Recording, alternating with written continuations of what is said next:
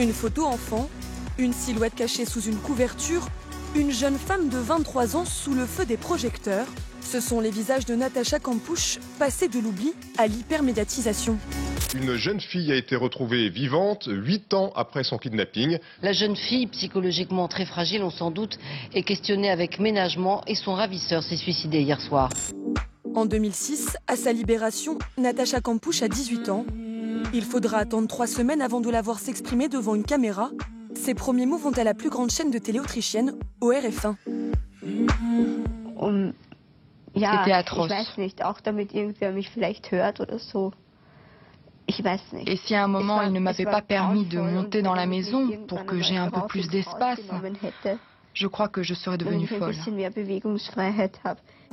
Jugée prématurée par les psychologues, cette confession publique de 20 minutes s'est négociée 200 000 €. La jeune femme comprend très vite que sa parole vaut cher. Les éditeurs aussi. 284 pages pour raconter 3096 jours de séquestration. L'Autrichienne Natacha Kampusch vient de publier le récit de ses 8 ans passés dans une cave. En France, les éditions Lattès décrochent le contrat. Un best-seller, 200 000 exemplaires vendus.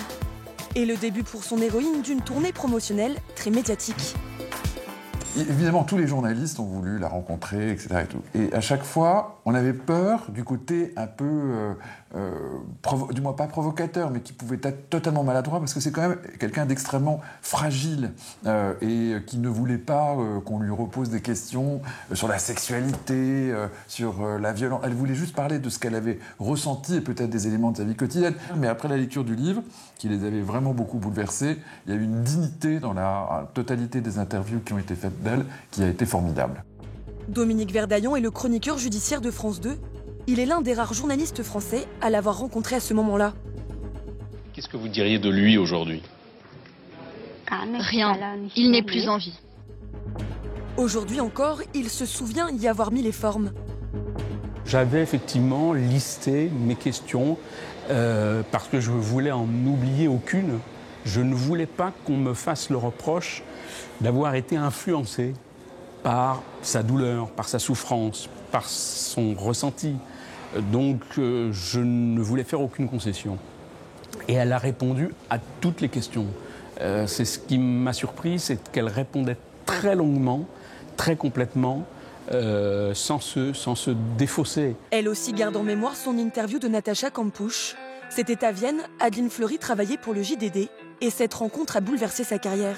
Quelque chose d'étrange se dégageait d'elle, à la fois une grande force, la force de ces personnes qui ont vécu dans la chair l'inimaginable, je pense. Et en même temps, elle parlait très lentement, très doucement.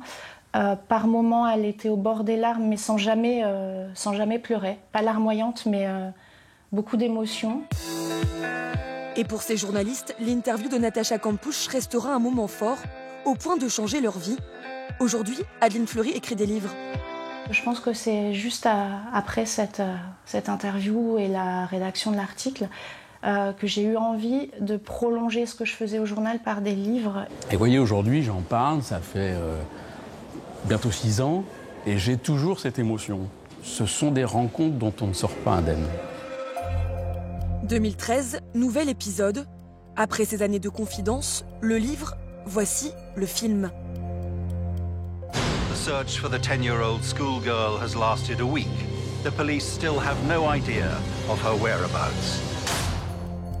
Le calvaire de Natacha Kampusch sur grand écran, en Autriche, en Allemagne et en Suisse. Le public se passionne. Natacha Kampusch, elle, est prisonnière de sa propre histoire.